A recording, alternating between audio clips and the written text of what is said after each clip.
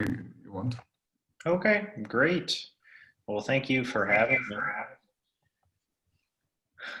And so this presentation is mostly going to be about anterior strictures. And thank you for all joining this afternoon.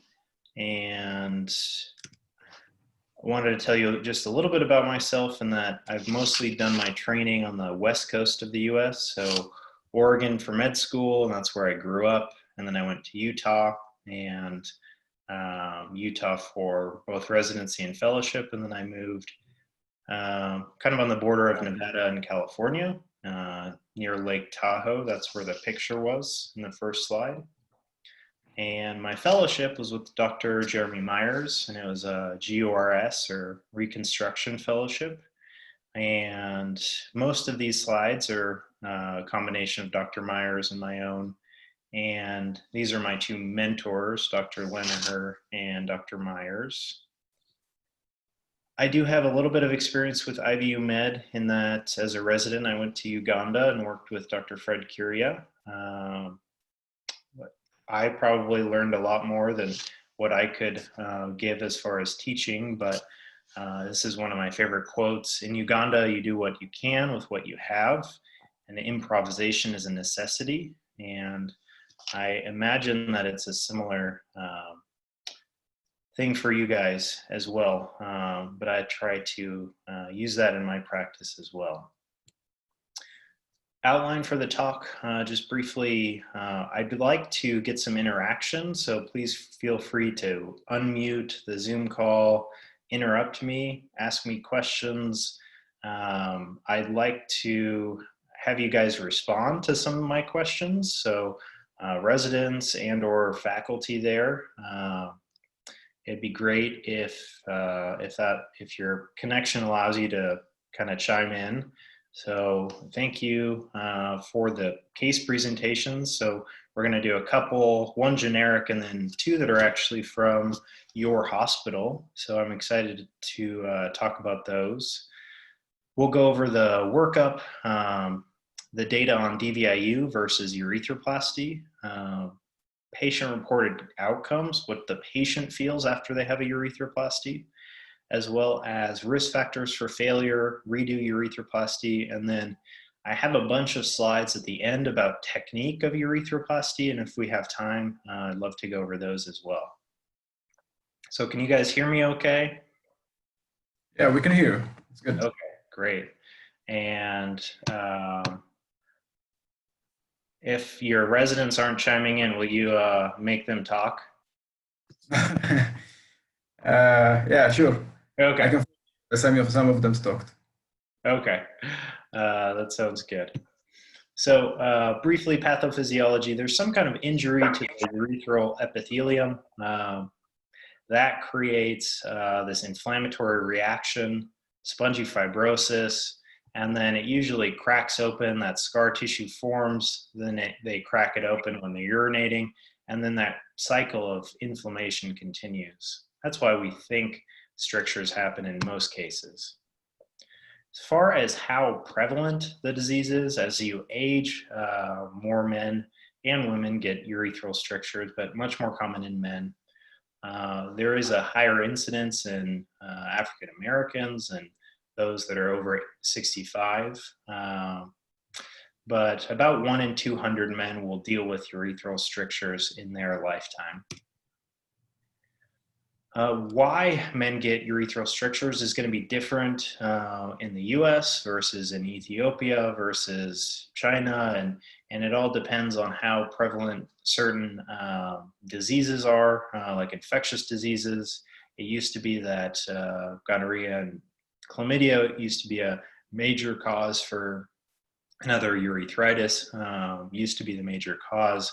Now in the US, it's either trauma or unknown causes or idiopathic.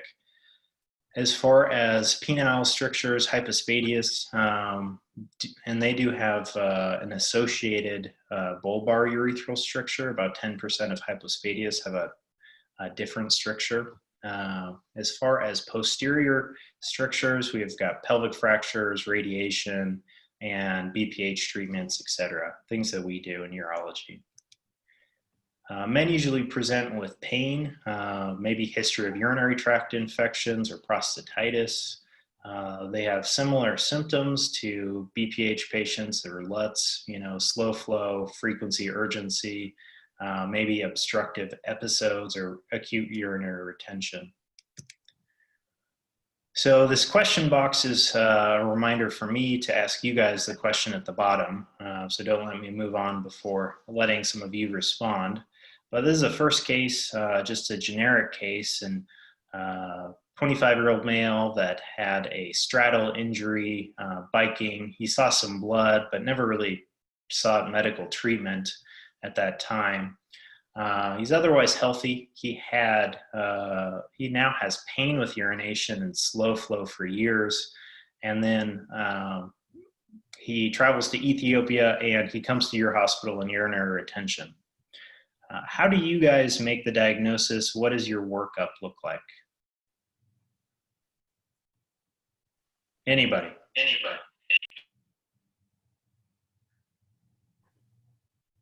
Or residents, anybody can say something. You can unmute yourself.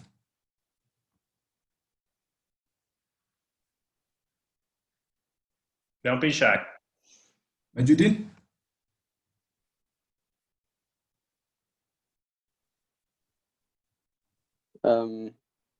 We can do cystourethropy, so we can see if there is any anterior urethral stricture, bulbar, probably straddle disease because of straddle injury. So probably might have bulbar urethral stricture. So we need to have this antegrade and retrograde cystourethropy. Perfect. Yeah. For diagnostic.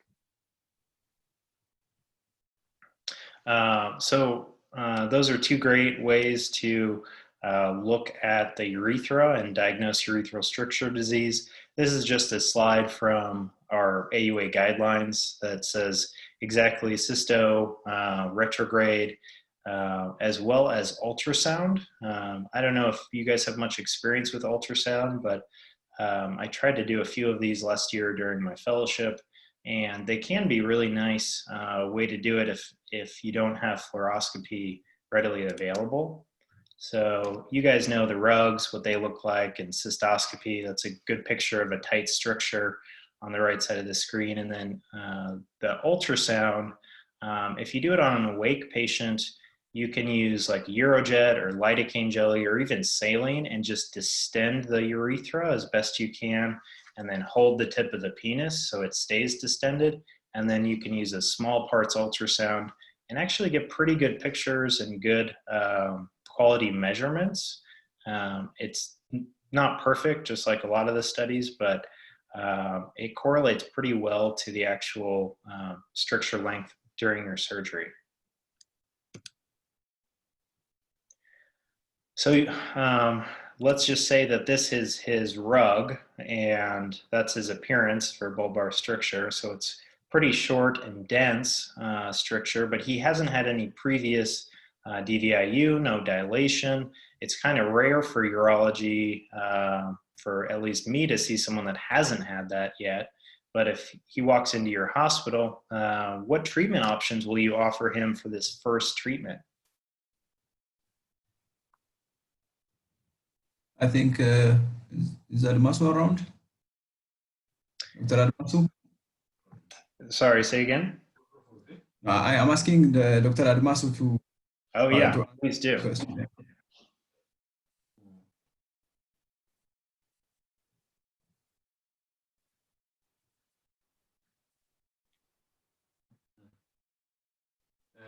Maybe. Yeah. Dr. Abeselom, can I talk until some of them might be? Yeah, I'm around. Can you hear me? Yeah, great. Yeah. Hello, Dr. Abeselom. Yes, we can hear you. What options do you think you would offer this patient? No previous dilatation, no DVIU, short stricture. Yeah, in this case, if it is this obviously has a dense structure, and the chance of the success rate of this DVIU is very low. So in that case, I can offer this patient urethroplasty. What type of urethroplasty would you offer? It depends on the site of the stricture. If it is a bar, then anastomotic urethroplasty will be feasible since it is a short one. Very good. I think, we could talk about the specifics of the type of anastomotic, whether you do a transecting or non-transecting. I like your other questions, Salam, that's great. A lot of times with straddle injuries, there will be really dense fibrosis. So doing, at least where I train, doing a transecting where you really cut out all of the fibrosis and do a reanastomosis is a great option. But since he hasn't had any treatment, we do have the option of, and it's a short stricture. Our guidelines say that you can offer really either one, and it's okay to do a one-time dilation or DVIU. Some of the old data for DVIU looked at DVIU versus dilation to see if there's any difference, and really there wasn't a big difference between the two. I think they both crack open or open up the scar tissue, and the older data really showed that decent success rates, like 30%. They went down with multiple procedures, but they quoted something as high as 35% for naive patients, like the patient in our example. But I think more recent data and probably more accurate data for DVIU comes from Santucci, and this is a Kaplan-Meier curve with stricture-free rate on the y-axis and time on the x-axis, and you can see that median time to recurrence, or when half of patients recur, is just in 7 months. So you go here to 50%, draw a line down, it's only 7 months. So DVIU is not probably as good as a lot of people thought it was. And the real kicker is with multiple DVIUs. And I'm sure you guys see a lot of patients that have had multiple dilations, multiple DVIUs, but that Kaplan-Meier curve really becomes more steep, meaning that you are having less and less success, and almost, I would say, 0% success on multiple DVIUs. It's just a matter of time. And some men may get many months or years out of a DVIU, have scar tissue reform, but it may not be symptomatic. So this is the data that I usually present men. And when a man hasn't had any treatment, I see him with a brand new bulbar stricture, I give them the option, and I kind of tell them the success rates, and I tell them what they have to go through with either procedure, and kind of let them decide. But definitely my bias, at least with younger men, is to move forward with the urethroplasty if they're willing and their social and timing situation works out.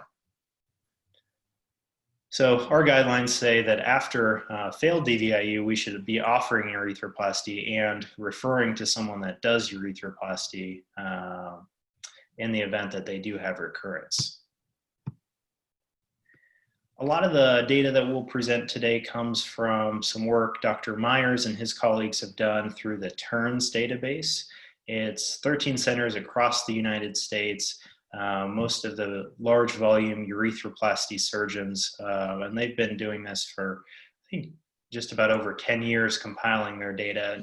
And it's really the best data we have as far as numbers for strictures, both anterior and posterior. So what do we know about the patients that they've done urethroplasties on? So the average number of previous DVIUs prior to urethroplasty was 2.6. They had these guidelines come out in 2015, 16, and that number of previous DVIUs is going down before their urethroplasty, but It's still on average about 2 prior to referral to urethroplasty surgeon. Now let's talk about how good urethroplasty is. We talked about how poor DVIU is, and this is a picture after an EPA like you guys suggested we do for the first patient, and this is about as perfect a healed urethra looks after an EPA. You can see just a little bit of a white line, but it's wide open, it's really healthy and pink.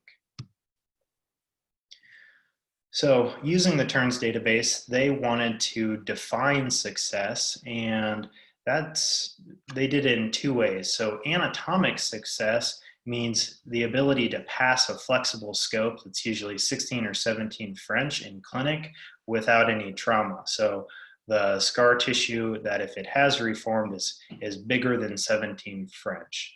Functional success was defined as no repeat procedures or patient-reported voiding symptoms. So they're doing well, but they may have scar tissue reform that is just smaller than the scope. So in 213 patients, they quoted anatomic success, so being able to drive the scope through, as 75% after buccal and 86% after anastomotic. The functional success is higher than that, so both approach 90%. They may not be able to get the scope through, but men are really happy, they're peeing well, their symptoms have resolved. Now let's look at what the patients are saying before and after urethroplasty, because this data is really helpful when patients ask things like, will my pain get better, or will my depression or anxiety or the voiding symptoms that I have now, are those going to get better? Will urinary tract infections get better? So in almost 500 patients, as far as urgency and incontinence, these improved in most men. The urgency improved in 37% of men, but the incontinence that some men had prior, likely from strong urgency frequency, does improve in almost all men. When you look at pain, the men that have pain with urethral stricture is usually when they're voiding. They have kind of a sharp pain either in their bladder or in the urethra. 71% of this cohort of patients did report urethral pain before the surgery, and that does improve in 2/3 of men. So it's not perfect. You can't say that all men will have improvement, but the vast majority do, especially when their pain is in their bladder. When you look at satisfaction, you're talking about, will men say that they want to do this surgery again? Were they satisfied with the result? You know, it is a surgery, they have to heal, maybe a catheter for 2 or 3 weeks, depending on your protocol. And almost 90% are satisfied with urethroplasty. 83% said they would do the surgery again. Why are men dissatisfied after urethroplasty? It's usually when they don't have a successful result, so they have recurrence. So you're 5 times more likely to be dissatisfied if you recur, which is not surprising. The urethroplasty failed. Other factors that influence whether or not they're satisfied with the surgery are things like residual pain. Sometimes you can get pretty significant perineal or scrotal numbness or paresthesias. Decreased sexual function, whether that's ejaculatory function or erectile function, and then persistence of those urinary symptoms. Those few patients that didn't get improvement of their urinary symptoms tend to have dissatisfaction. And here are some of the numbers and things that they looked at. So we talked about inability to ejaculate, so those men are less satisfied, residual pain in the urethra, and so forth. So let's talk about one of your cases, Salam. This is a 28-year-old male. He has a pendulous urethral stricture that is no known cause or idiopathic. There is one previous dilation before buccal graft repair from your center.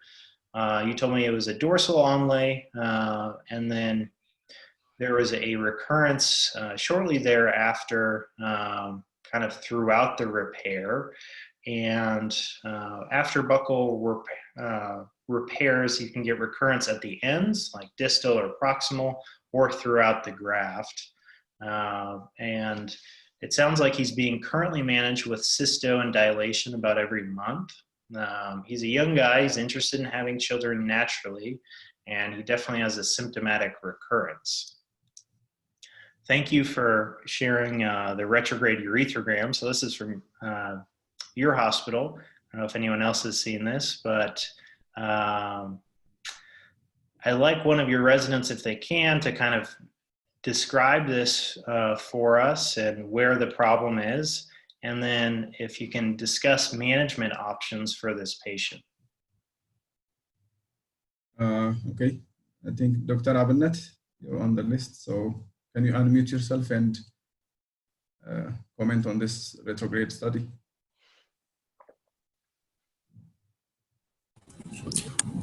Okay, on this retrograde study, we can see that around the bulbar urethra, there is a narrowing structure which appears to be a short segment. And I think for this, like you mentioned, he has undergone repeated cystoscopic dilatation. And if possible, I think under such circumstances, we can try also an optical. It seems a very short segment structure. Thank you. Thanks. So, Salam, do you have anything to add to this retrograde and sort of interpreting it? I think for me, not only the one area of significant narrowing, I feel like some of the tissue after and before the stricture is also a little bit irregular. Yeah, So, yeah. Yeah, he has been dilated repeatedly, so cystoscopy dilatation and DVIU are not that different in my eyes. So I feel like you would need something definitive because he keeps recurring after he's been dilated. Yeah, yeah, he's not going to stay open for sure. I think your point of, and this is mostly for your residents as you look at more and more of these rugs, when you see small abnormalities or narrowings, these are kind of the rings that you see on cystoscopy, and that's not normal tissue. So although it looks like just the problem here, this is probably also problem here as well. Sorry, so it may be a little bit longer than the main problem area. Most of the penile urethra looks great. It's kind of maybe proximal penile urethra and that junction into the bulbar. And then this all looks pretty healthy as well.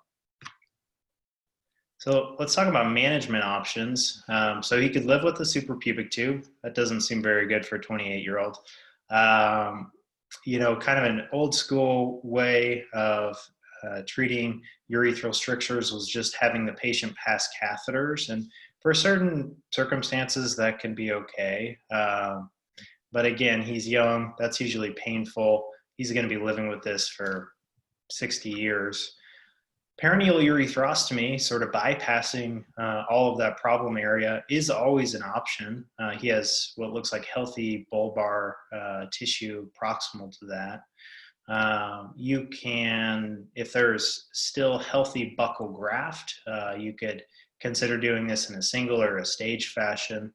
That area that's sort of the urethra that is underneath the scrotum, which it kind of looks like his is, would be hard to do in a stage fashion. You'd have to sort of really open things up and lay down buccal, and it's not as easy as if it was just a penile. When you don't have any more buccal graft to take, if he's had multiple procedures, there are some centers doing rectal mucosa as far as using that and having pretty good success instead of buccal. I don't have any experience with that, but it is in the literature and a good option for reconstruction. So what are the risk factors for failed urethroplasty? We know that obese patients, something that we deal with here quite a bit, diabetes, hypertension, spinal cord injury patients that are passing catheters or doing self-cath, tobacco use, these are all risk factors. The length of the strictures, so longer strictures are more likely to recur. And we touched on this a little bit, but failed buccal grafts. So you can salvage failed buccal grafts in close to 30% with DVIU if it's those thin strictures on one end or the other. When it's more of graft contracture or graft failure, then you're less likely to have any success with DVIU or dilation. It's due to poor graft take, or maybe the vascular supply of the tissue is not as great where the graft was placed. So should we offer a redo urethroplasty is the question, and the success rates are almost as high as the initial. It's not quite as high, and it does get trickier as far as the repairs. But the literature shows that the success rate is maybe 10% less than the initial repair. So appropriately counseling the patient, saying it's still a better success rate than trying to just do dilation or DVIUs. So here's some of the older papers and newer papers that show, that success rates can approach 90%, just depending on the stricture. So for long anterior urethral strictures, this study also comes from Turns last year, and they looked at either comparing Kulkarni type repairs with long stricture reconstruction versus perineal urethrostomy. The failure rates were about twice as high in these long repairs. So 30% in the repairs, and this is in some of the most high volume surgeons, at least in this country. So pretty high failure rate for these longer strictures. And the perineal urethrostomy isn't perfect. There's still 14% failure rate, but the rates of satisfaction and sexual function are very similar. So if a man is worried that if he gets a perineal urethrostomy that he's not going to have the same sex life, his erectile function should not change significantly, or the risk of that impeding his sexual life is about the same as doing the repair. And the repair is much more simple, and if their satisfaction rates are similar, this is something I use a lot in counseling older men that have been dealing with long strictures for a long time. Perineal urethrostomy is a great option. As far as, I just wanted to go over some keys to success as far as these longer, more challenging repairs.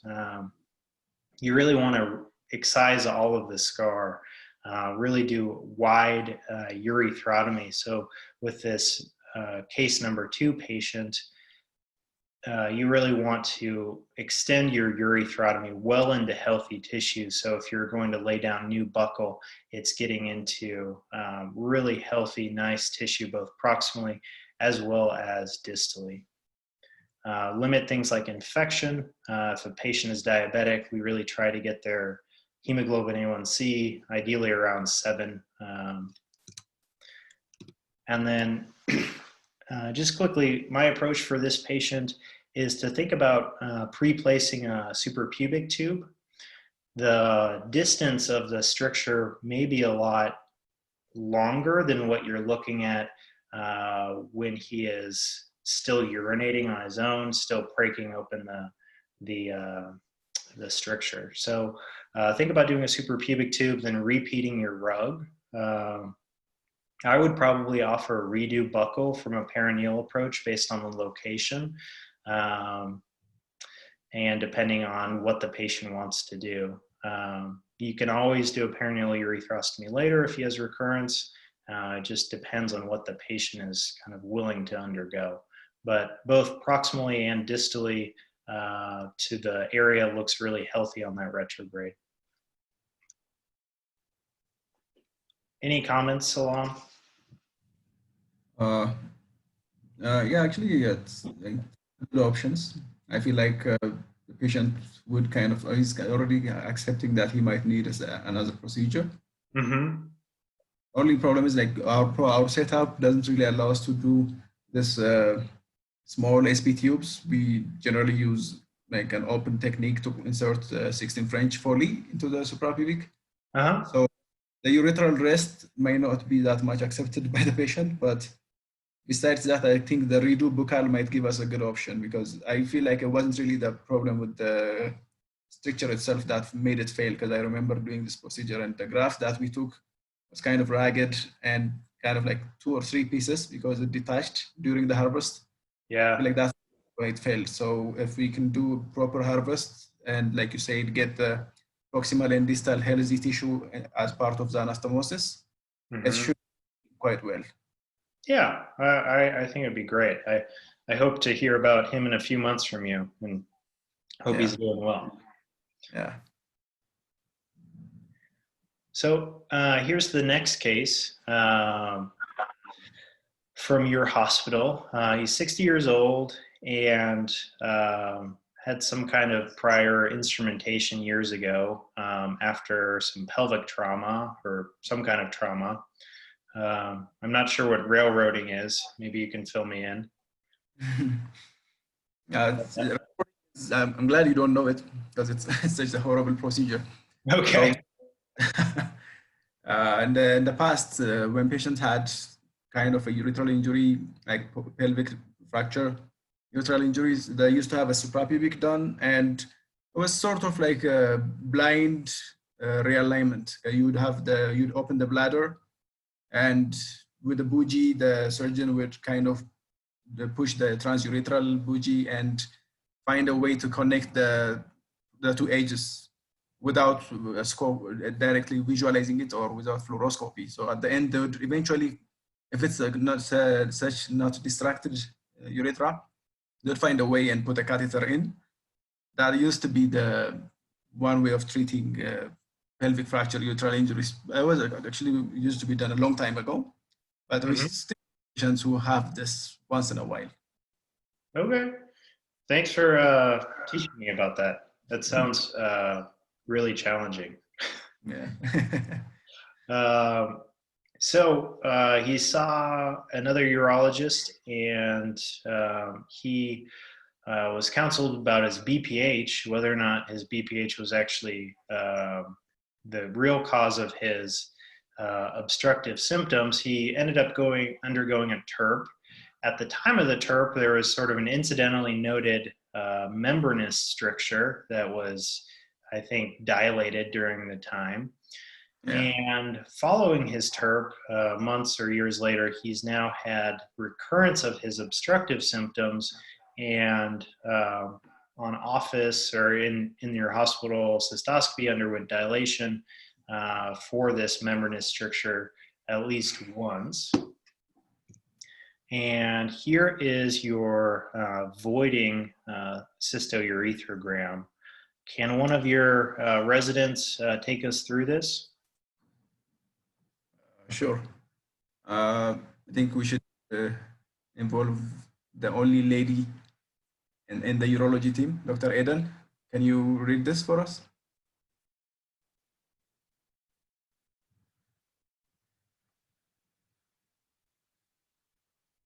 Dr. Eden, you can unmute yourself if you're available. Or Elizabeth. Okay, oh, I forgot, we have 2 ladies. Elizabeth or Eden, please comment on this CUG.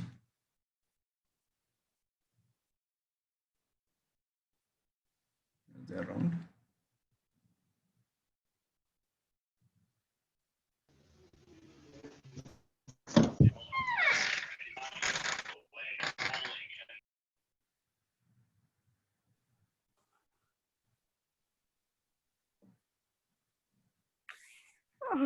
Can you hear me? Yes, we can hear you. Okay. On this CG, I see there is dilation of the posterior urethra is dilated, and there is narrowing at the bulbomembranous junction area. There is narrowing. Okay, why do you think it's dilated? The posterior urethra is dilated?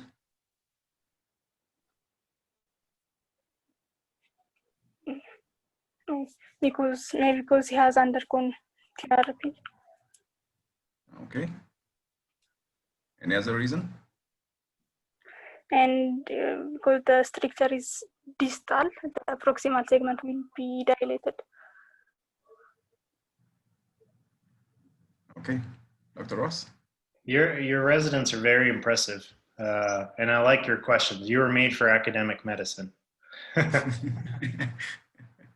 Some things are not different between training centers here and there. I love it.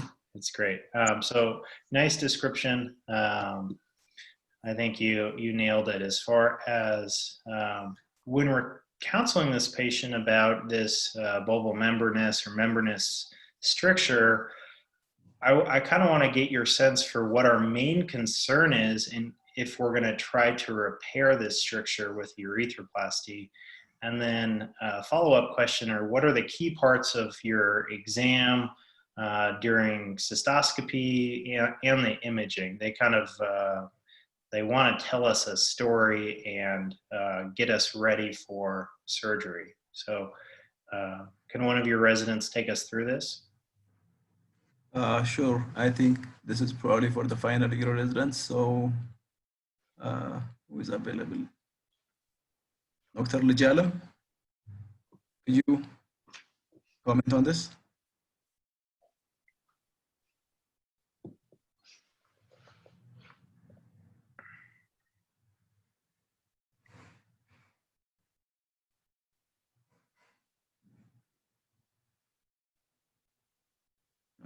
Or Dr. Mikhail, if you are available, one of the two.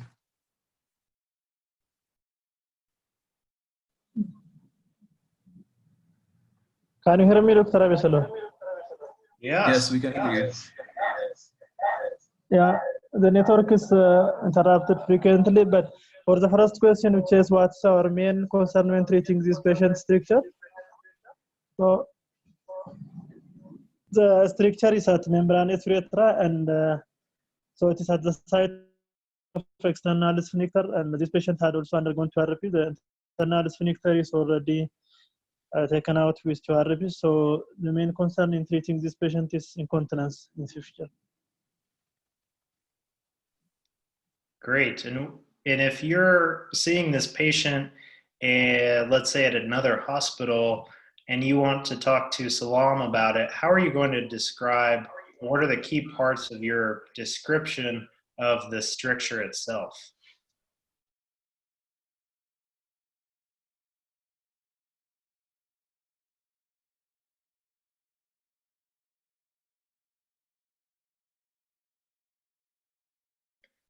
Sorry, this is a little bit of a what am I thinking question. So,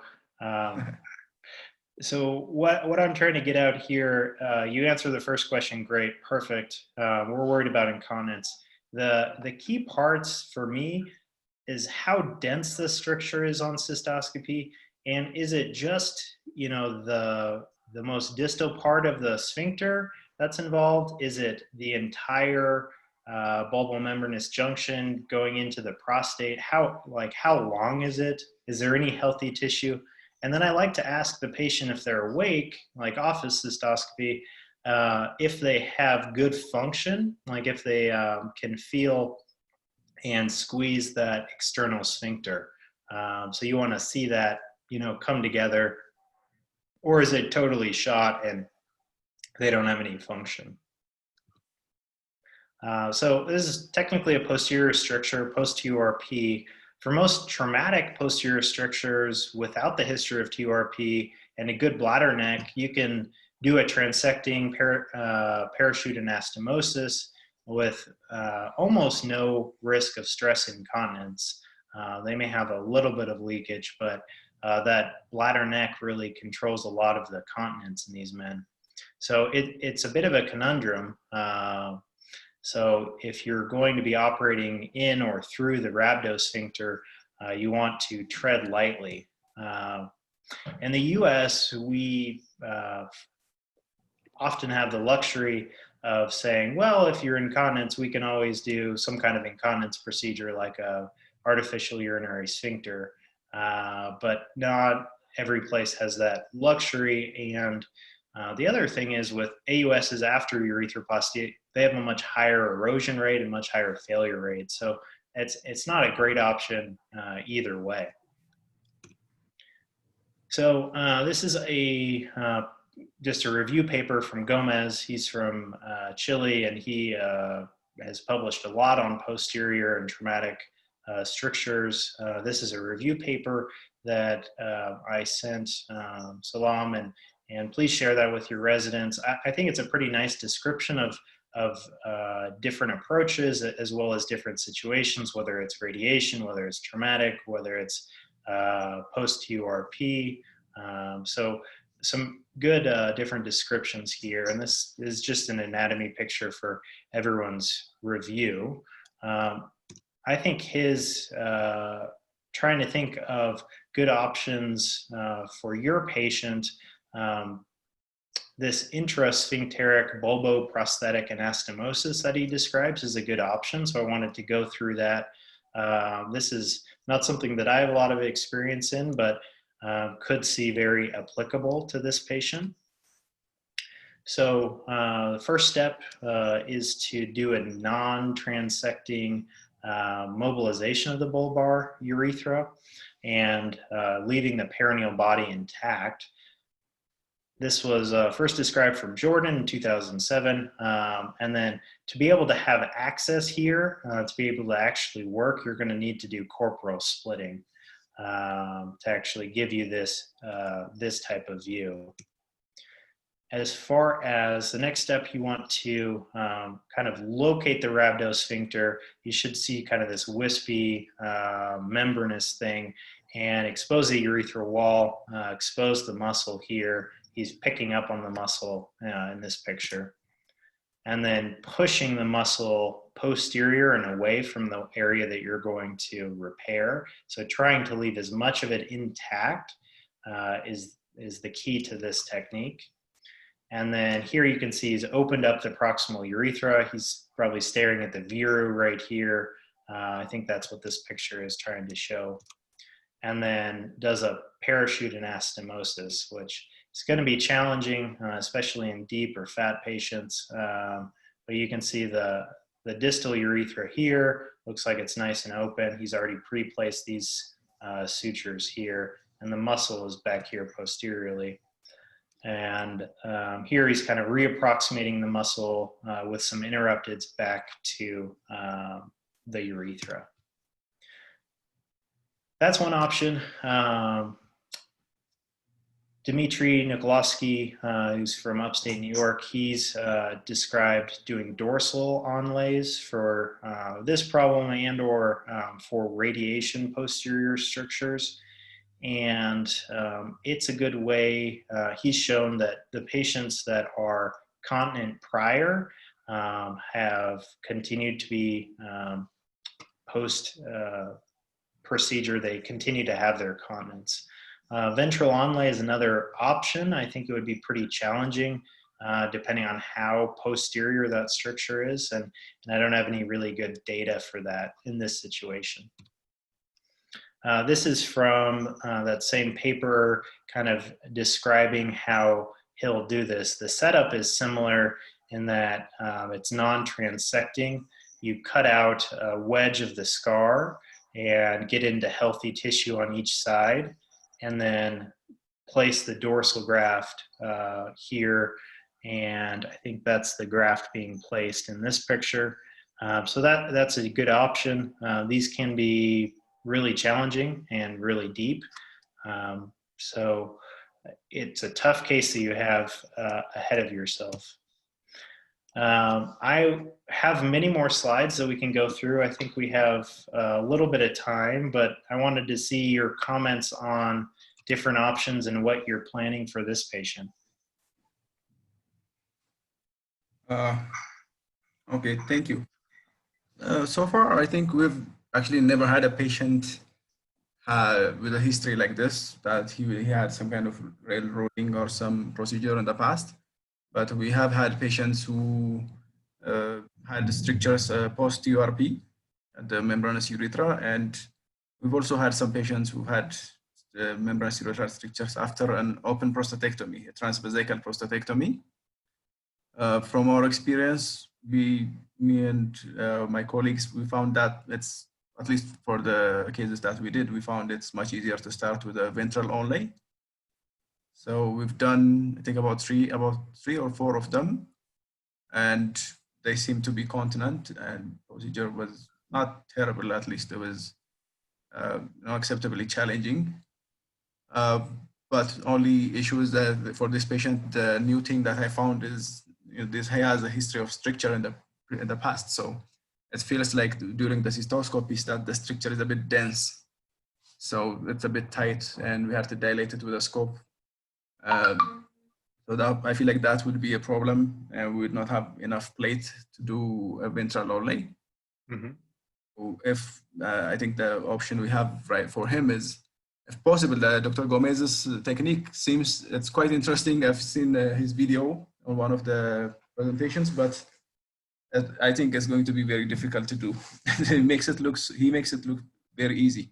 Yeah, that's operating in a very small place, and exposure is key. And you know, this technique is interesting, and you know, post radiation, I can't imagine the tissue here after external beam is all of that healthy, because this is where the injuries occurred. But he's had decent success rates, so at least your patient doesn't have radiation injury. So yeah. Can I open it up to any questions from your residents? Anything that we went over today that didn't make sense? So the residents can ask questions. I think you can unmute yourself and ask Dr. Ross any questions that you have.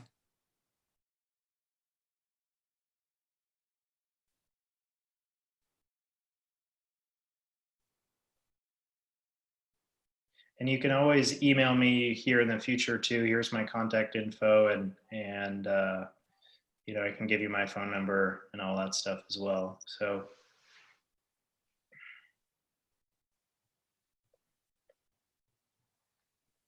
Or anything. So I have. I think there's a question, Dr. Majuddin. Thank you for the nice presentation. My question is, in that paper, the Dr. Gomez paper, how is it a single patient or a series of patients? If that's the case, how many of them developed incontinence, or did any one of them develop incontinence? I don't remember. He does have a big series of these, and I think his continence rates are somewhere in the 80% range, so pretty good. I should have included that. Good question. Other questions?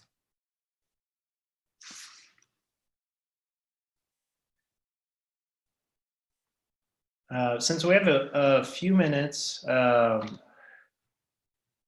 do you want to, I sent you this slide deck on Google Drive. So there's a bunch of pictures about how to do urethroplasties and things like that. Probably a lot of them that you've seen.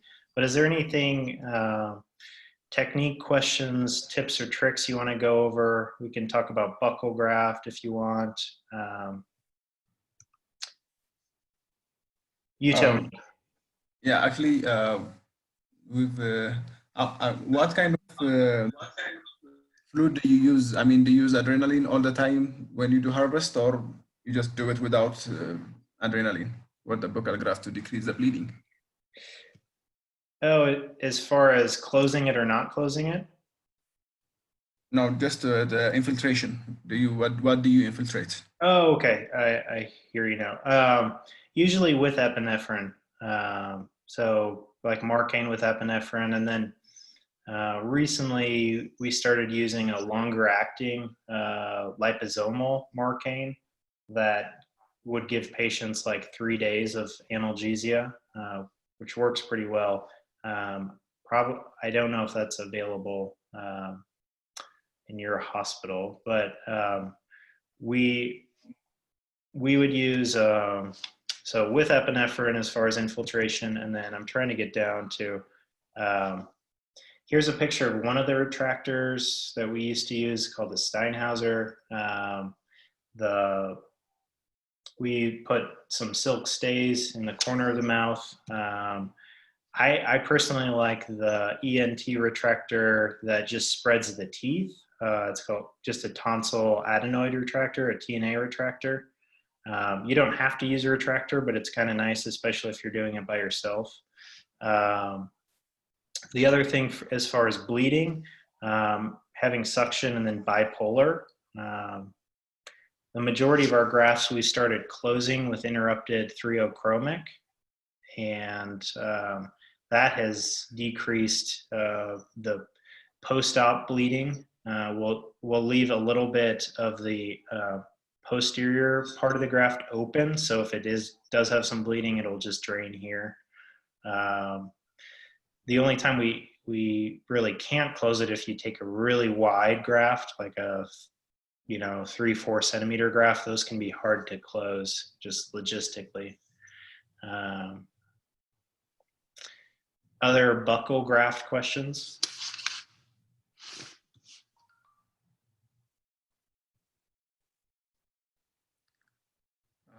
Other questions from the residents?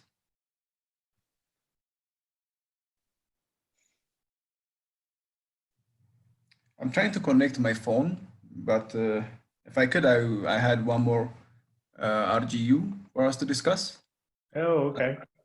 I was hoping if the residents would have any question.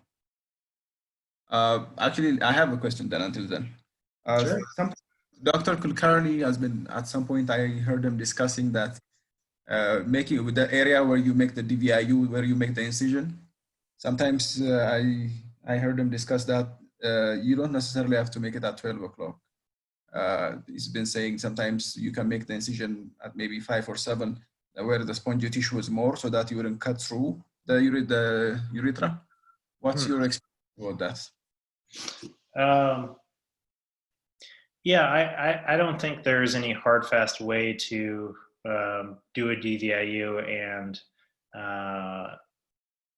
I'm so discouraged by DVIUs just because even, the ones that I do, and I think I do a nice job, that most of them recur. So as far as where you cut, we would usually do sort of a Mercedes cut. So 5, 7, sometimes 12 as well. So just getting it open, getting it into what looks like healthy tissue that bleeds a little bit, I think is the key. People describe having to get all the way through the sponge or something like that. I think DVIUs just, for the most part, spread more fibrosis and can potentially make your repair longer. I agree because most of the time, even on our setup, DVIU is, if the patient is lucky that he gets a DVIU, most of the time, if they're coming from anywhere outside the capital city, they get blind dilatation with the bougie. Yeah. So that makes it worse. Yeah. Do you guys use bipolar in the mouth?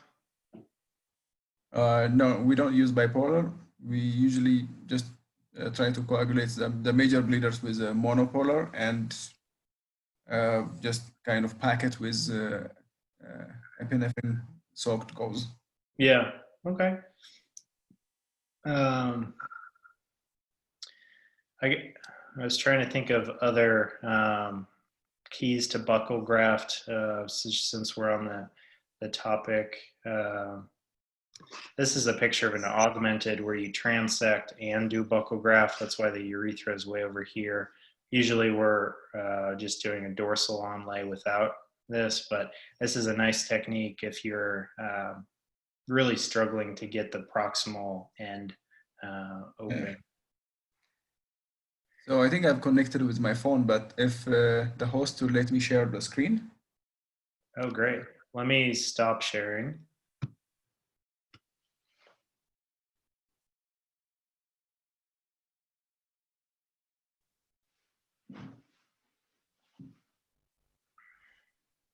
Oh, okay.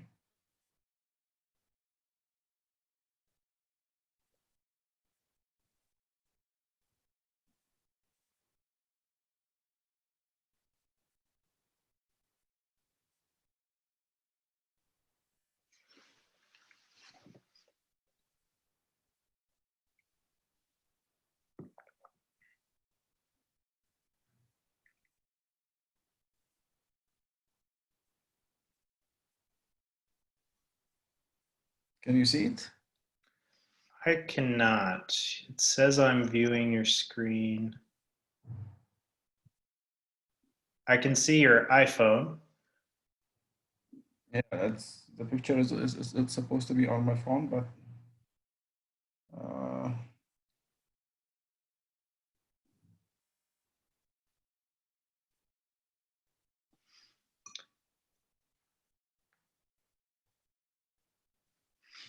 I'm trying to move it on my phone, but it's not. Do you want to email it to me and I can try to pull it up? Yeah, I can do that right now. Great.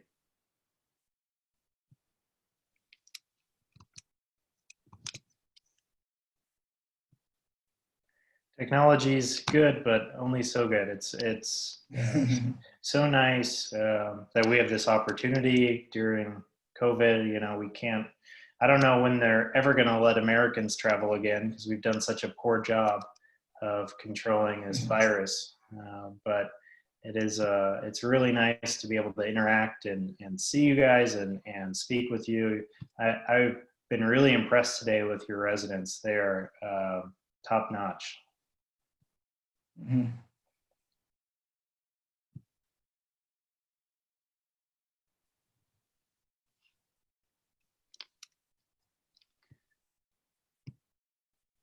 So I've sent you the email. All right. It's not leaving. Wait.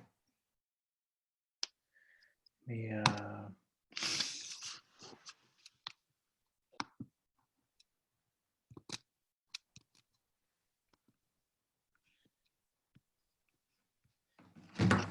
I'm checking now. Let's see. It's not. It hasn't left my outbox yet. Okay. Were you able to get the slides? The message. I didn't get to download it, but I'll download it afterward. Yeah, I know it's a big file, so it may take a while. But please feel free to share with your residents or colleagues, whoever.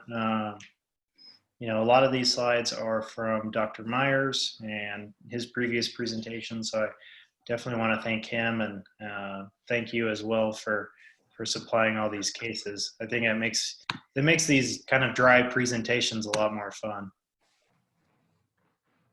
Yeah, thank you for that too, because it's actually quite an interesting presentation, and I'm also happy with my residents that they actually know the principles of approaching these patients. The only problem is they're still tempted to do DVIUs and cystodilatations at the clinic. Hopefully, over time, they'll get they'll believe in the benefit of urethroplasty. Yeah. Do you have a way of following your patients that do urethroplasty? Like, are you developing any kind of database for research purposes? We've tried doing that, but problem is we usually like our patients, if you cure them, if they're completely symptom free, chances are they probably won't come back. Yeah. Like a long distance. Mm-hmm. So we're trying to set up that database, but it's quite problematic because we don't have any objective way of assessing their success because we don't have Euroflow, or we can't do the RGU repeatedly. Gotcha. said that. Yeah, we have actually basically started this urethral reconstructive surgery like with significant concern only about like maybe a year, 2 years ago. So our caseload is not that much, but we're working on that. Yeah, I would, you know, Did you get when the we're email? talking, I think it came. yeah, I got it. I'm just pulling it up. Let me know if you guys can see it. Yeah, we can see it. Great. So this is one of the rugs, and then Yeah. let me see if I can go to the other one. Here's the other one. What are we looking at? Does he diphalia? What's So it turns out that this patient, you know, about like I think about a year ago he had a gore injury, like an ox ran into him, and from the back it hit him in the scrotum. Okay. And he had like a small penetrating injury at that area, at the scrotum on the right side. Mm-hmm. And immediately he developed retention, so they put an SP tube in, and he stayed there for about 6 months. And he came to the capital to us with this cystourethrophy. And on the physical exam, he still has a little bit of like a sinus on the right scrotum area. It's not leaking urine per se, but it's still kind of wet a little bit. Wow. Yeah. How old is this guy? Oh, he's quite young. I think he's probably like 26 or something. Okay. So I'm just looking at a nice healthy urethra here, and then this must be fistulous tract here. That's what I'm thinking. Yeah, it's hard to know what's happening between here and here. Yeah. But he would be a real challenge. Have you done anything else for this guy? Or have you looked inside? No, we haven't. He kind of like went off the grid for a month or something. He came back. I only saw him today.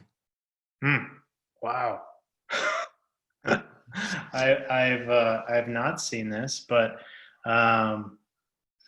it would be nice to know how long of a segment is really the problem here. And during this injury, was the urethra like ripped off the corpora at the same time, versus is there just a tight stricture that that you can do a standard dorsal onlay versus maybe a double faced? But the fistula tract can definitely be excised at the time of your surgery.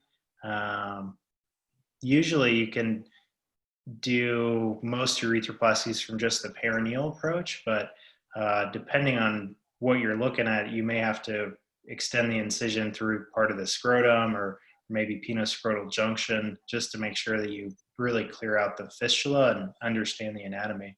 But yeah, really interesting case. That is cool. I'm glad I get to save these images. Yeah, I think it's quite challenging. I've had to talk with the patient. I told him there's really no way of knowing whether that angulated tissue is, I don't know if it's a urethra or just a sinus tract. So we you just have to open and see, right? Yeah. Yeah, I would, if you can, scope here as well to know what the distal looks like. So it looks like it just stops based on the other picture. Which is really kind of strange, and that would be a pretty long segment. Great case. Any other questions? I know your residents are probably busy, and I don't want to keep you guys too long. I think on my side it's good. So if the residents have any questions. Okay. I have a question here. For this particular patient, Do you recommend flap procedure like Orandis urethroplasty, or what kind of procedure do you recommend for this kind of strictures?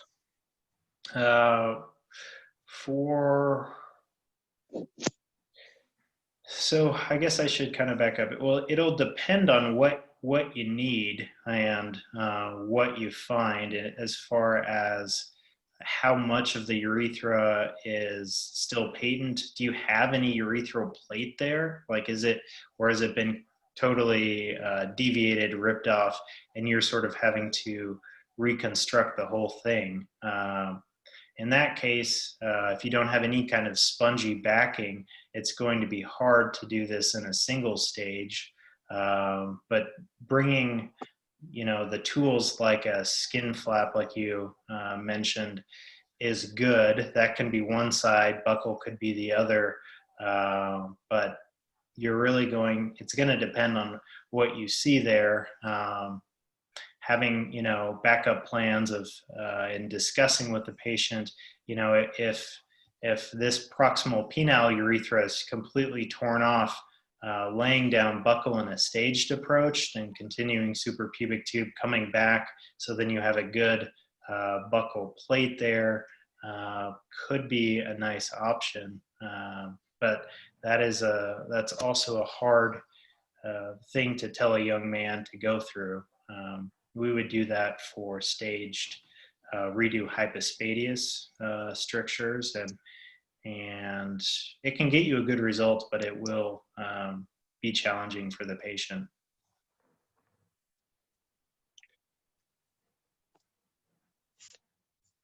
Anything else? Anybody else? Questions? Makbul, are you available? Could you ask any questions about ultrasound? I think Dr. Makbul was considering starting to do this ultrasound, and it's been me who said it may not replace the contrast study, but he's been interested in it. Are you available, Makbul? Yes, I'm available. Thank you. And actually, it may not be applicable in our setup to do it as an emergency, but for patients who cannot afford this uretrography studies, what's your opinion on treatment based on just ultrasound? I think it's a viable option. The preoperative imaging for me is most important in that you are sort of you're trying to be able to counsel the patient as far as whether or not you think you'll be able to do this with or without buccal graft.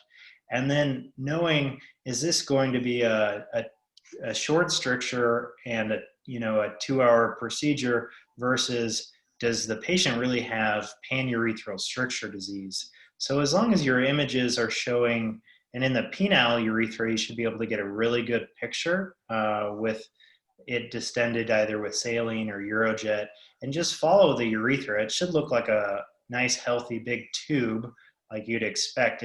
And your ultrasound depth of penetration only needs to be, less than 1 centimeter, at least in the penile urethra. So getting a sense for, okay, I think the penile urethra is definitely good.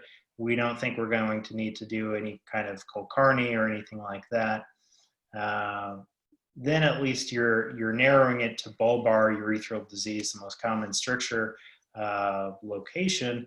And then I think you'll get better at these, and I hope to get better at urethral ultrasound as well. But it's pretty accurate as far as your measurement. So if you have the right probe and you're getting a good picture, I think it is very a good option for those patients that maybe can't afford this. I agree. Only thing is, my concern is, like, if the patients have obliterative strictures, their own SPC may not always be it may not show us the entire the stricture, as if the if the saline just stops at some point and doesn't really pass into the other side. Yeah, yeah. We're really forced to do that. Yeah. Yeah. If you have a patient with a suprapubic tube, you can try to fill them up with saline and then, ask them to pee to see if you can get at least contrast down through the prostate, through the membranous urethra. So that may help you you should be able to see that part as long as they're not too large. So if kind of combining the two, that should at least show you the proximal extent. And then if it's really ratty and the whole urethra doesn't really distend, I think you have your answer that it's really panurethral. In those cases, I would want to know, like with BXO or lichen sclerosis, most of the time their bulbar urethra is pretty healthy if I'm planning a perineal urethrostomy, but it is helpful to have images that show preoperatively that area is healthy and that you're not going to have to do any adjunct maneuvers or anything during a perineal.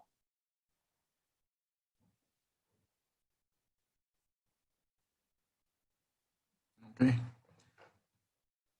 I'm excited to hear your results with ultrasound, and I'll, if I learn any tips or tricks as I'm experimenting with it as well, I'll let you know. Okay.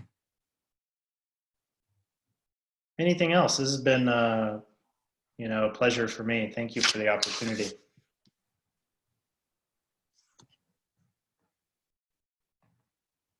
I think there are no more questions.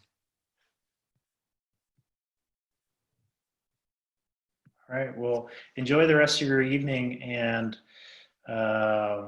let me know if we want to cover a different topic sometime in the future, and hopefully one day we can meet and maybe even do some cases together.